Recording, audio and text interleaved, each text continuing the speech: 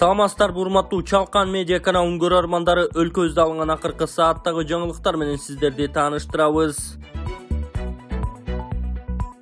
Баткенге учак каттамдары көбөйтүлүп, билет баасы бир аз арзандады. Баткенге учак каттамдары көбөйтүлүп, билет баасы бир аз арзандаганын облус башчысы Абдикарим Алимбаев билдирди. Алимбаев TezJet авиакомпаниясынын жетекчилиги менен жолуккан. Натыйжада Бишкектен Баткен шаарына жумасына 2 жолу, шаршемби, жекшемби ал эми Разаков шаарына жумасына 3 жолу, шейшемби, бейшемби, ишемби үзгүлтүсүз каттам жүргүзүлмөй болгон. Бишкек-Баткен багыты боюнча биринчи каттам 13-сентябрдан тарта башталат. Биздин облус өлкө борборунан эң алыс жайгашкандыктан жол маселеси бир топ эле көйгөй болуп келет. Алдыда кыш келе жатат. Ошондуктан борборго автоунаа менен жетүү биздин эл үчүн кыйын болуп саналат деген президенттин аймактагы өкүлү. Ал эми билеттин баасы 6 000 сомдон 5 500 сомго арзандатышкан. Авиакассалардын өздөрүнүн кошумча кызмат акысын кошкондо билеттин жалпы баасы 5750 сомго чейин болот. Андан бир тыйын да ашпашы керек. Эгерде коюлган баадан ашса, анда жүргүнчү сөзсүз түрдө авиакомпанияга кайрылышы керек, деди Алимбаев. Буга чейин аталган компания Баткен менен Разаковдун каттамында чыгымдар көп болгондуктан билеттер кымбаттап кеткендигин түшүндүргөн.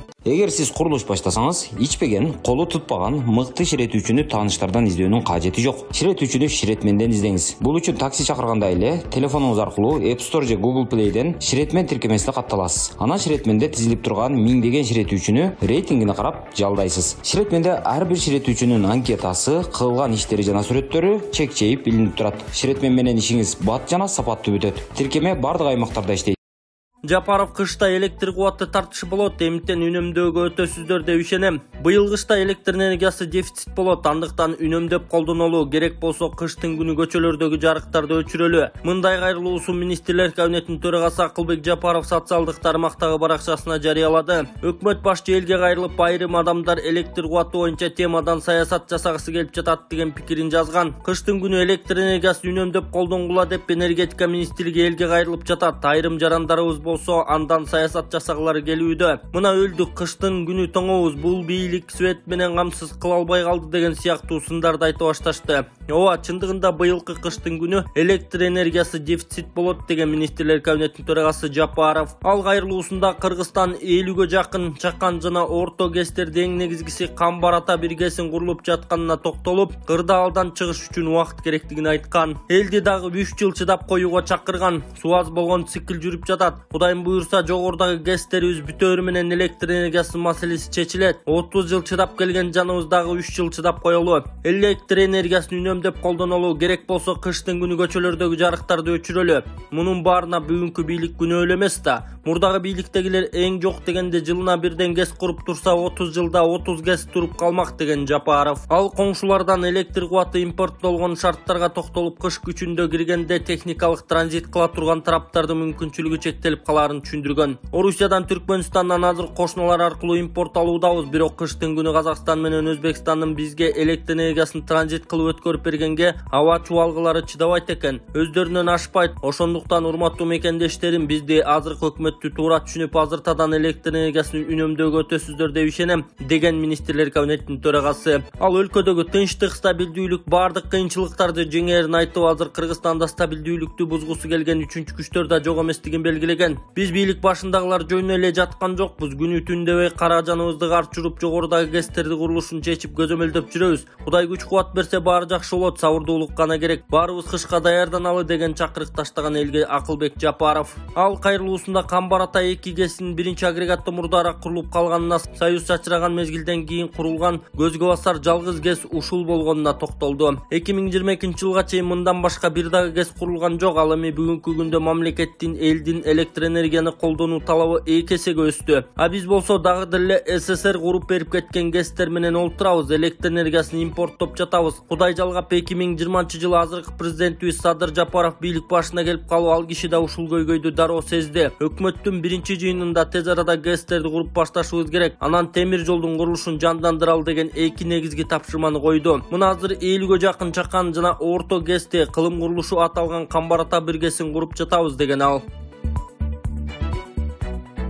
Мадумаровдун кармалышы Бишкек шаардык сотуна апелляция берилди. Жогорку кеңештин депутаты Адахан Мадумаровдун камакка алынышынын мыйзамдуулугун кароо үчүн Бишкек шаардык сотуна апелляциялык даттануу жазылды. Бул тууралуу депутаттын Telegram каналында айтылды. Маалым болгондой, буга чейин Мадумаровго мамлекеттик чыккынчылык боюнча кылмыш иши козголуп, 1-май райондук соту саясатчыны 24-октябрга чейин камакка алган. Оппозициялык Бүтүн Кыргызстан фракциясы лидери Адахан Мадумаровдун баш коргоо чарасы боюнча 1-май райондук сотунун чечиминин мыйзамдуулугун кароо үчүн Бишкек шаардык сотуна апелляциялык даттануу жазылган. Бишкек шаардык соту апелляциялык даттанууну 13-сентябрда саат 15:00 карайт деп айтылат маалыматта. Эскерте кетсек, 2-сентябрда Адахан Мадумаров милиция тарабынан кармалып, ИИМдин тергөө кызматына суракка алынып кеткен. Мадумаров 2009-жылы кол койгон Кыргыз-Тажик чегарасы боюнча 4 көчө боюнча протоколго байланыштуу козголгон кылмыш иши боюнча кармалган. Буга чейин 22-июнда парламент Мадумаровду бийликтен аша чабуу беренеси боюнча кылмыш жолуна тартууга макулдук берген. Бирок кийинчерээк аталган берене мамлекеттик чыккынчылык беренесине өзгөртүлгөнү 2-сентябрда белгилүү болду. Мадумаров кармалган күнү депутат Гүлэ Кожомкулова журналисттерге буга чейин парламент Мадумаровду бийликтен аша чабуу беренеси боюнча гана кылмыш жоопко тартууга макулдук бергенин, бирок азыр тергөө кызматы Мадумаровго мамлекеттик чыккынчылык беренеси боюнча айып тагып жатканын айтып, берененин өзгөртүлүшү боюнча бир катар суроолор, анын ичинде юридикалык суроолор, дал келбестиктер бар экенин билдирген. 6-сентябрда парламенттин жыйынында Кожомкулова 2022-жылы Жогорку Кеңеш Мадумаровду мамлекеттик чыккынчылык беренеси боюнча кылмыш жообуна тартуудан баш тартканын жана тиешелүү токтом азырда күчүндө экенин айткан. Башкача айтканда, укук коргоо органдарында Мадумаровду мамлекеттик чыккынчылык беренеси жоопко тартууга парламенттин макулдугу жок экенин белгилеген. Ошондой эле Кожомкулова ИИМ кызматкерлери Мадумаровду кармаганда саясатчынын 13 жаштагы уулунда кармап кетип, аны ИИМдин тергөө абагында 3 саат кармап отурганын билдирип, укук коргоо органдарынын иш-аракетин сындаган. Мадумаров УКМКнын тергөө абагына 24-октябрга чейин камакка алынган. Толубай Бакасовдун ден соолукту чыңдоо борбору. Кытай элдик ыкмасы менен гайморит, грыжа, артрит, остеохондроз, куяң, тиземун, простатит ооруларын дарылоо жана айрыкча улгайган адамдардын кан айлануу системасын жакшыртуу. Мындан сырткары бизде косметология жана ашыкча салмакты кетирүү процедуралары бар. Гайморитти дарылоо ыкмасы мурун көңдөйүндөгү ириңдерди жибитүү үчүн от жагуу, андан соң табигый таза чөптөн жасалган порошок менен ириңди сыртка алып чыгаруу. Грыжа, остеохондроз, тизе муун жана суук тийген ооруларды дарылоо ыкмасы. Ооруган жерге гандин, же жөнөкөй тил менен айтканда, дары чөптөргө сугарылган таякчалар менен массаж жасоо. Андан кийин от жагуу. От жаккан соң атайын табигый чөптөрдөн жасалган дары майларын шыбап, денедеги токсин, туз жана вирустарды чыгаруу. Дарылоо мөөнөтү болжол менен 10 күн. Келип 100% кепилдик менен ден соолугуңузду чыңап кетиңиздер. Кененирээк маалымат алуу үчүн экраныңыздардагы номерге кайрылыңыздар. Ташиев УКМК кызматкерлерине жаңы спорт комплексин тапшырды. 9-сентябрда УКМКнын төрагасы Камчыбек Ташиев атайын кызматтын Жалал Абад облустук башкы башкармалыгына жаңыдан курулган спорт комплексинин ачылыш аземине катышты. Аземге жергиликтүү бийлик өкүлдөрү, УКМК башкармалыгынын өздүк курамы жана ардагерлери да күбө болушкан. Спорт комплекси заманбап спорт жабдыктары менен жабдылып, машыгуу жана ден соолукту чыңдоо үчүн зарыл болгон бардык шарттар камсыздалган. Аземде сөз сүйлөгөн Ташиев атайын кызматтын кызматкерлери ар дайым ыкчам даярдыкта болушу керектигин, ден соолукту чыңдоо жана спорт менен машыгуу күч түзүмдөрүнүн кызматкерлери үчүн күнүмдүк зарыл талап экенин эскерткен. Ноокат жалоо бат эле бузулуп калды. Министр Текебаев түшүндүрмө берди. Ош облусуна болгон иш сапарымдын алкагында Ош Баткен Разаков унаа жолунун абалы менен таанышып ыкчам жыйын өткөрдүм. Бул тууралуу транспорт министри Тилек Текебаев соц тармактагы баракчасына жазып, ноокаттын жолу тууралуу түшүндүрмө таратты. 16-жылдан бери убада берилип, бирок жасалбай келген ноокат жолун калыбына келтирүү иштери 23-жылдын март айында башталган. Бул жол өлкө жетекчилигинин тапшырмасы менен казынадан каралган каражатка Кыргыз автожол мамлекеттик ишканасы тарабынан оңдолуп, жумуштар 2 тилкеде Ош Баткен Разаков унаа жолунун 27 960 34 400 жана 40 350 46 910 чакырым аралыгында жүргөн. Жер иштери жасалып, жол куруу нормаларын так сактоо менен иш ыргагы өз нугунда жүрүп, сентябрь айына чейин жалпы 13 чакырым жолго 9 см калыңдыктагы асфальт басылган. Жаңы келген 265 техниканын бир бөлүгү биринчи кезекте Ош Баткен Разаков жолуна жеткилип, атайын алынып келинген унаалар иш ыргагын кыйла ыкчамдатканын белгилеп кетүү керек.